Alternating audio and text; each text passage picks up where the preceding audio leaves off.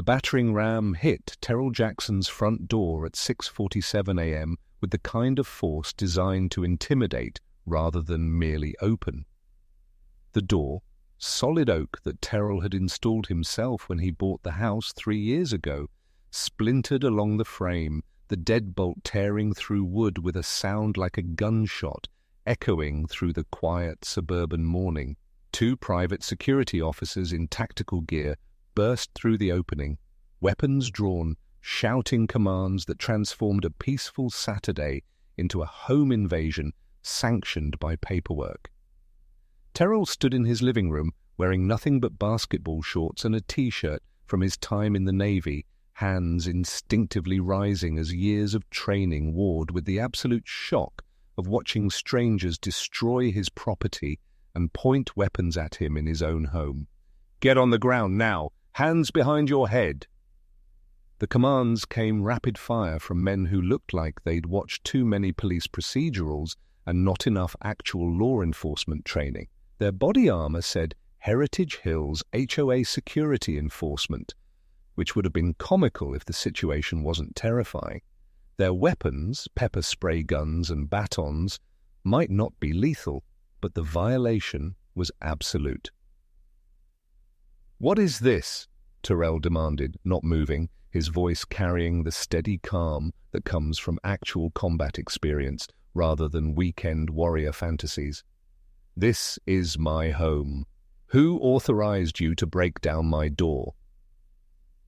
"You've been served multiple violations," the lead officer shouted, a thick man in his 50s whose tactical vest strained against a gut that suggested his most dangerous deployments involved buffet lines.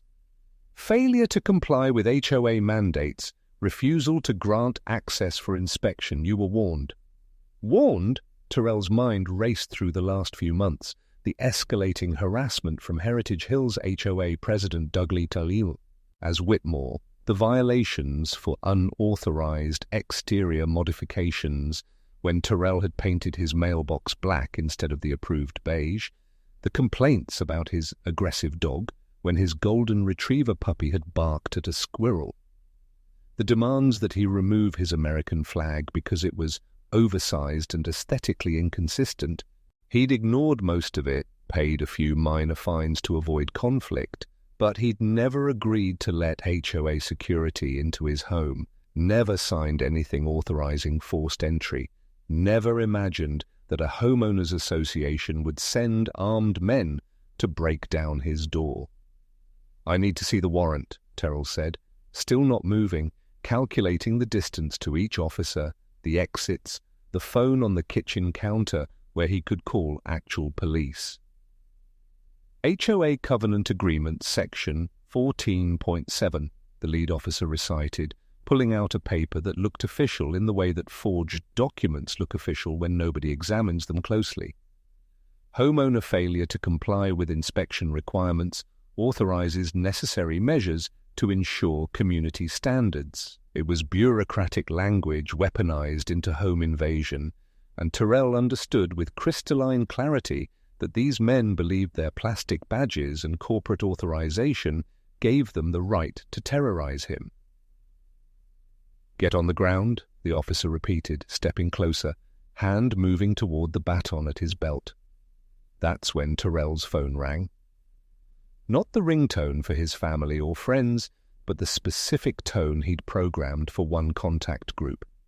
A simple, distinctive sound that meant his brothers were calling, not biological brothers, but the men he'd served with in the Navy, the SEAL team members who'd promised that the brotherhood extended beyond deployment, beyond discharge, beyond civilian life.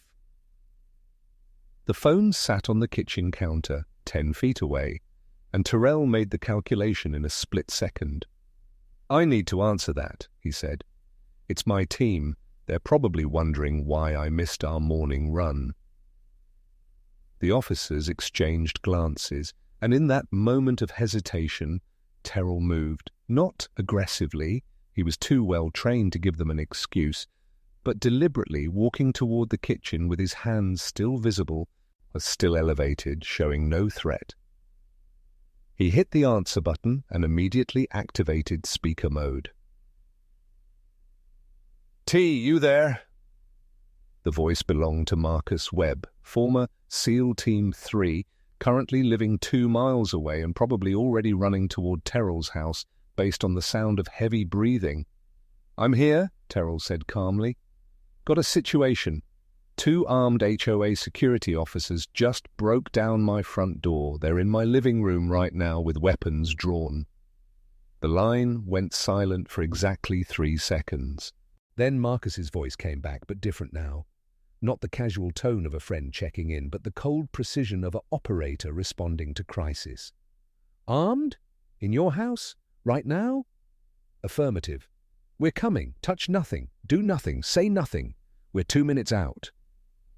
The call didn't end. Marcus kept the line open and Terrell could hear him on another phone making rapid calls. The network activating, the Brotherhood responding. The HOA officers had heard the entire exchange and uncertainty had replaced their earlier confidence. "Sir, I need to wait for my team," Terrell interrupted, his voice still calm but carrying an edge now.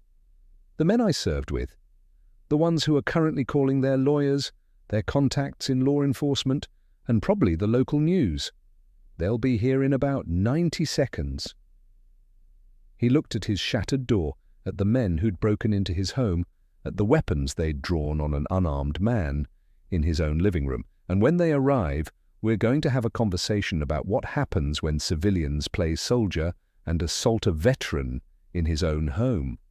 The lead officer's face had gone pale. "We have authorization. You have nothing," Terrell said quietly. "You have a homeowners association agreement that doesn't authorize home invasion. You have tactical gear you're not qualified to wear, and you have about 60 seconds before a dozen Navy SEALs arrive at my house to find out why their brother called for help." Through the open door, the sound of vehicles arriving. Not one car, but several, tires on asphalt, doors slamming with military precision. The brothers weren't coming alone. They were coming as a unit. The first man through the shattered doorway was Marcus Webb, 6'3", 230 pounds of muscle and controlled fury. Behind him came James "Doc" Reynolds, then Santiago Rodriguez. Marcus surveyed the scene. The broken door, the tactical vest-wearing civilians, the weapons that were now pointing at the floor instead of at Terrell, and his expression could have frozen fire. "Someone want to explain," Marcus said, his voice carrying the kind of quiet that precedes violence. "Why my brother called me to say armed men broke into his home." The lead HOA officer tried to summon his earlier authority. "This is HOA business. Private property enforcement. You need to leave. This is a veteran's home," Marcus interrupted, stepping closer. "A man who served this country for 12 years, who earned a Bronze Star and a Purple Heart, who came home expecting to live in peace, and you broke down his door." Doc Reynolds was already photographing everything: the damaged door, the officers' equipment, their faces, the paper they claimed authorized forced entry. Santiago had his phone out, live streaming to a private group that included lawyers, journalists, and veterans advocacy organizations. "We have authorization," the officer insisted, holding out the paper. "HOA Covenant, Section 14.7. Kevin Chen, who'd gone to law school after leaving the Navy, took the document and read it in 15 seconds. "This authorizes inspection during reasonable hours with 72-hour notice. It says nothing about forced entry, nothing about armed security, nothing that would constitute legal justification for what you just did. The homeowner was non-compliant. The homeowner is standing in his own living room," Kevin stated flatly. "There's no crime, no warrant, no exigent circumstances. You committed breaking and entering, assault, and possibly false imprisonment. Those are felonies." The second officer, younger and now visibly shaking, lowered his pepper spray gun completely. "Doug said we had full authorization. He said the homeowner was dangerous." "Doug," Marcus repeated. The young officer glanced at his partner, then at the floor. "He said the neighborhood was changing, said we needed to enforce standards more strictly before." He stopped, but everyone in the room understood the sentence's ending, before more black families moved in, before diversity challenged Whitmore's vision of Heritage Hills as a whites-only suburban haven, before veterans like Terrell brought their brothers to neighborhoods that had previously been hostile to anyone who didn't fit the approved demographic. "Let me tell you what happens next," Kevin said, pulling out his phone. "I'm calling the actual police, the ones with legal authority. They'll document this scene, they'll interview everyone present, and they'll determine whether to press criminal charges for what happened here. We're also calling the media," Santiago added, still filming. "Because the story of HOA security breaking down a Navy veteran's door at dawn makes excellent television, especially when it's motivated by racism disguised as property standards." The lead officer's face had gone from pale to grey. "We were just following orders." "That's never been a valid defense," Marcus said. "Ask any military court-martial. Following illegal orders doesn't absolve personal responsibility. You chose to strap on that tactical gear. You chose to bring weapons. You chose to break down that door. Those were your choices." The sound of sirens approaching. Real police, responding to Doc's call. The HOA officers looked at each other with the dawning realization that they'd walked into something far more serious than they'd been prepared for. "Before they get here," Terrell said, his voice still calm despite the adrenaline crashing through his system, "I want to understand something. How many other homes have you done this to? How many other residents have been terrorized by armed men breaking?" Lieutenant Sarah Morrison arrived 20 minutes later, and she brought something that changed everything. "Recognition." "Webb?" she said, looking at Marcus with surprise. "Marcus Webb?" "Ma'am," Marcus acknowledged, and something in his posture suggested history. "I served with your sister in Afghanistan," Morrison said. "Captain Webb saved my convoy when we got hit in Kandahar. She died doing it." The room fell silent with the weight of sacrifice remembered. "These your brothers?" Morrison asked, gesturing to the assembled SEALs. "Yes, ma'am. This is Terrell Jackson, Purple Heart recipient, Team 3. And these men broke into his home this morning with weapons drawn." Morrison's expression hardened as she turned to the HOA officers. "Explain." The explanation took 15 minutes, with Kevin providing legal commentary and the HOA officers becoming increasingly aware they'd committed serious crimes. Morrison documented everything, interviewed all parties, photographed the damage, and made calls that suggested this was escalating beyond local police jurisdiction. "Here's what I'm seeing," Morrison finally said. "Breaking and entering, assault, illegal detention, possibly hate crime enhancements given the targeting pattern, and abuse of authority under false pretenses." She looked at Terrell. "Mr. Jackson, do you want to press charges?" Terrell thought about it. Thought about the door that would cost thousands to repair, about the violation of his home, about the other families who'd been terrorized, about Douglas Whitmore sitting somewhere comfortable, sending other men to do his dirty work. "I want to talk to Whitmore first," Terrell said. "I want to understand why a homeowners association president thinks he can authorize home invasions." "That's not," Morrison started. 24 hours, Terrell interrupted. "Give me 24 hours to resolve this my way. The officers were read their rights, handcuffed, and led to cruisers. As they were taken away, the younger one looked back at Terrell with an expression that mixed shame and relief. Relieved, perhaps, that this had ended before someone was seriously hurt. After the police left, Terrell stood in his living room with his brothers, looking at the shattered door and feeling the adrenaline finally beginning to fade. "What are you thinking?" Marcus asked. "I'm thinking Douglas Whitmore has been playing a game he doesn't understand," Terrell replied. "He's been using HOA authority to terrorize people he doesn't want in his neighborhood, hiding racism behind property standards and covenant enforcement." "And now?" Doc asked. "Now we show him what happens when civilians try to intimidate soldiers." But what Terrell didn't know, what he'd discover in the next 12 hours, was that Douglas Whitmore had been doing far more than harassing black families. The HOA president had been systematically embezzling from the association's funds, had used his position to award contracts to companies he owned, and had been falsifying inspection reports to justify forced sales of homes he wanted to buy at foreclosure prices.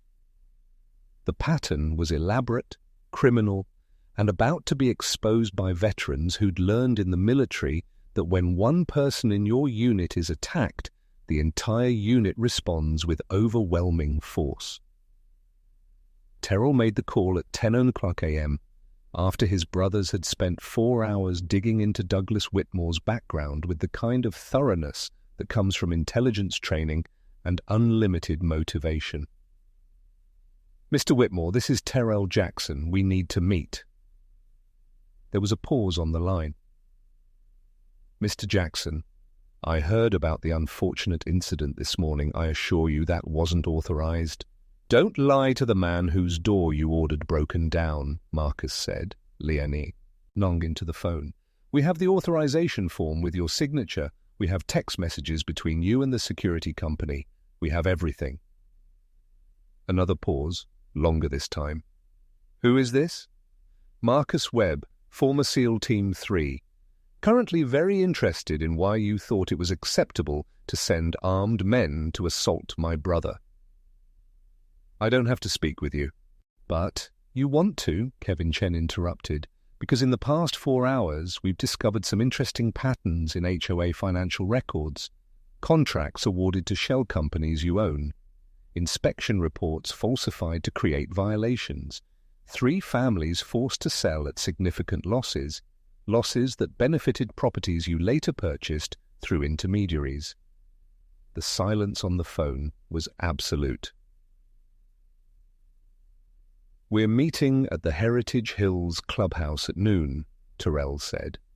"You'll be there, you'll bring your records, and you'll explain why you've been using the HOA as a personal profit engine while terrorizing families." "And if I refuse?" "Then we hold a press conference at 1:00 p.m., Santiago said, "with every major news outlet, with documentation of your fraud, with testimony from the families you've victimized, and with very photogenic footage of Navy SEALs standing guard outside a veteran's broken door." "Noon," Terrell repeated. "Don't be late." The clubhouse was packed when they arrived. Word had spread through the neighborhood, through the network of families who'd been harassed, through veterans who'd heard one of their own had been attacked, through residents who'd suspected something was wrong but hadn't known how to fight back. Douglas Whitmore sat at the head table, looking like a man watching his empire crumble, flanked by the HOA's lawyer, a nervous woman who kept glancing at the door as if considering escape, and the board secretary who'd been complicit in his schemes. Terrell walked to the front with his brothers arrayed behind him, like a military tribunal, and the symbolism was intentional. This wasn't a negotiation. This was a reckoning. "Mr. Whitmore," Terrell began, his voice carrying to every corner of the packed room, "this morning you sent armed men to break down my door. They terrorized me in my own home, pointed weapons at an unarmed veteran, destroyed my property, all supposedly to enforce HOA standards." He pulled out documents, projecting them onto the screen behind him. But that wasn't really about standards, was it? It was about control, about using fear and intimidation to drive out families you didn't want here, about creating violations to justify forced sales that you profited from. The room erupted in whispers as the financial records appeared on screen. Contracts, payments, shell companies, all tied back to Whitmore. "In the past 5 years," Kevin continued, taking over the presentation, "you've embezzled approximately $400,000 in HOA funds. You've awarded $1.2 million in contracts to companies you secretly own. You've falsified inspection reports to create violations that forced 3 families to sell, sales that cost them a combined $200,000 in equity, while you purchased the properties through intermediaries and resold them at significant profit." "This is slander," Whitmore started. "It's documentation," Kevin interrupted. "Every transaction traced, every shell company identified, every falsified report compared against legitimate inspection standards. It's fraud, Mr. Whitmore. Systematic, provable fraud. And this morning's home invasion, Marcus added, stepping forward. That was felony assault, breaking and entering, abuse of authority. Your security officers are currently in jail facing charges, and they're very interested in cooperating with prosecutors in exchange for reduced sentences. Whitmore's face had gone from red to white, cycling through shades of panic. I want my lawyer in. Your lawyer is here, the nervous woman said, standing. And my advice is to remain silent while I attempt to negotiate some kind of settlement that keeps you out of prison. There's no settlement, Terrell said quietly. There's restitution, there's resignation, there's a full forensic audit of every HOA transaction for the past 10 years, and there's you explaining to federal investigators why you've been running a fraud scheme while hiding it behind property enforcement. He looked at the assembled residents. Every family that was harassed, violated, or forced to sell based on false reports will be compensated. Every dollar embezzled will be returned. Every contract awarded to your shell companies will be rebid with legitimate oversight. And if I refuse? Whitmore asked weakly. Then we hold that press conference, Santiago said, and we add footage of this meeting to the live stream that's currently being watched by 47,000 people. Whitmore's eyes went wide. Yo, are streaming this? Every second, Santiago confirmed. To veteran networks, civil rights organizations, local news affiliates, and about a dozen law enforcement agencies. Your fraud is now public record, Mr. Whitmore. Your only choice is how much worse you want to make it. The HOA board secretary stood, visibly shaking. I'll testify about all of it, the falsified reports, the directed violations, the instructions to target specific families. I have copies of everything. Jennifer, shut up, Whitmore hissed. No, she said, her voice stronger now. I'm done. I'm done being part of this. I'm done watching families terrorized. I'm done helping you profit from fraud. She looked at Terrell. I'm sorry for all of it. I should have spoken up months ago. The room fell silent, and in that silence, Whitmore's empire finished its collapse. 3 months later, Terrell stood in his doorway, a new door, solid oak like the original, installed by his brothers in a weekend project that had turned into a neighborhood barbecue. The Heritage Hills HOA had been completely restructured. Whitmore had resigned, pled guilty to fraud and embezzlement charges, and was serving 18 months in federal prison. The board secretary's testimony had been devastating, detailed, and had resulted in full restitution to every family Whitmore had victimized. The 2 security officers who'd broken down Terrell's door had pled guilty to lesser charges, received probation, and lost their security licenses. More importantly, they'd provided testimony about Whitmore's instructions, about the targeting of black families, about the entire system of intimidation that had been operating under the cover of property standards.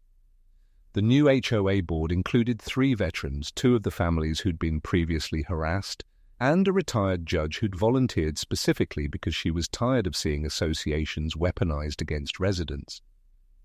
But the real change was harder to quantify. It showed up in neighbors who now knocked on doors to introduce themselves rather than filing complaints. In children playing in yards without parents worrying about violations, in American flags flying from porches without HOA protests, in a community that had been forced to acknowledge its complicity and had chosen transformation over comfortable denial. Marcus pulled up in his truck, joining Terrell on the porch. How's it feel? Different, Terrell admitted.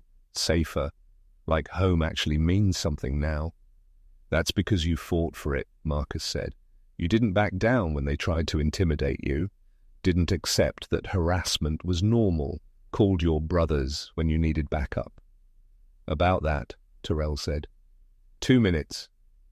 You got here in 2 minutes, Marcus shrugged. We were already on our way. Doc had driven past your house doing morning coffee runs, saw the security van, called me immediately. We were mobilizing before you even answered the phone. You were watching. We're always watching, Marcus said simply. That's what brothers do. We look out for each other, in combat and after, forever.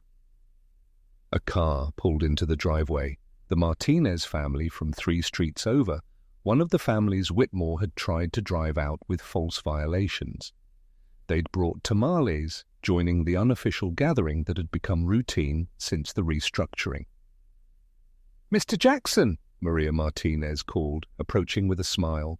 "Thank you again. For everything." "You don't need to thank me," Terrell replied. "We were all victims of the same system." "But you're the one who fought back," her husband Carlos said. "You're the one who called your team, who exposed the fraud, who made it possible for the rest of us to stay in our homes." Their teenage daughter shyly approached, holding something. "We made this for you," she said, handing Terrell a framed photograph. It showed his house with the broken door, surrounded by his SEAL brothers standing guard. Someone had captured the moment right after the police arrived, and the image perfectly crystallized what had happened. Brotherhood responding to assault, veterans protecting their own, justice arriving with overwhelming force. "Doc took it," Maria explained.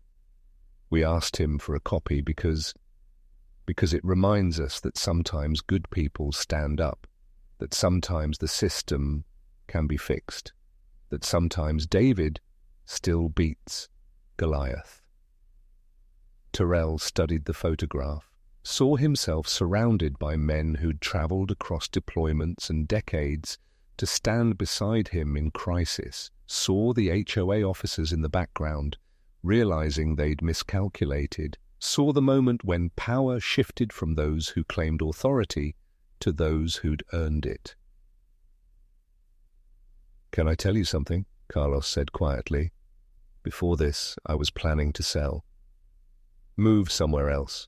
Accept that Heritage Hills wasn't for families like mine. Whitmore HE had filed 17 violations against us in 6 months. I was exhausted, defeated." He gestured at the neighborhood, at the families gathering for the barbecue, at the community that had emerged from the wreckage of Whitmore's fraud. "But watching you fight back, watching your brothers respond, watching the whole system get exposed and rebuilt, it reminded me that sometimes the fight is worth it, that sometimes standing your ground changes everything." As the sun set over Heritage Hills, Terrell watched his brothers mixing with neighbors, veterans talking with families, a community that had been fractured by systematic harassment now healing through shared purpose and honest recognition of what had gone wrong. The door had been broken, the violation had been absolute, the assault had been sanctioned by paperwork and performed by civilians playing soldier, but the response had been swift, overwhelming, and definitive. Because when HOA cops smashed down a Navy SEAL's door, they'd triggered something they didn't understand. A brotherhood that extends beyond service, beyond discharge, beyond the boundaries that civilians think separate military from everyday life. They'd attacked one SEAL and discovered they'd assaulted an entire team. They'd expected intimidation and encountered iron resolve. They'd played at authority and met men who'd earned it through sacrifice. Marcus raised his beer. To Terrell, who reminded us that the mission doesn't end when the uniform comes off. The gathered brothers echoed the toast, and Terrell felt something settle in his chest. The understanding that home isn't just a place with a door and a deed, it's wherever your brothers will fight beside you, wherever justice can still be claimed, wherever power can be challenged and overcome. Douglas Whitmore had tried to drive him out with violations and intimidation, had sent armed men to terrorize him in his own home, had wielded HOA authority like a weapon designed to cleanse the neighborhood of families he considered unwelcome. But Whitmore had fundamentally misunderstood what he was attacking. Not just a veteran, not just a homeowner, not just a man trying to live in peace. A brother.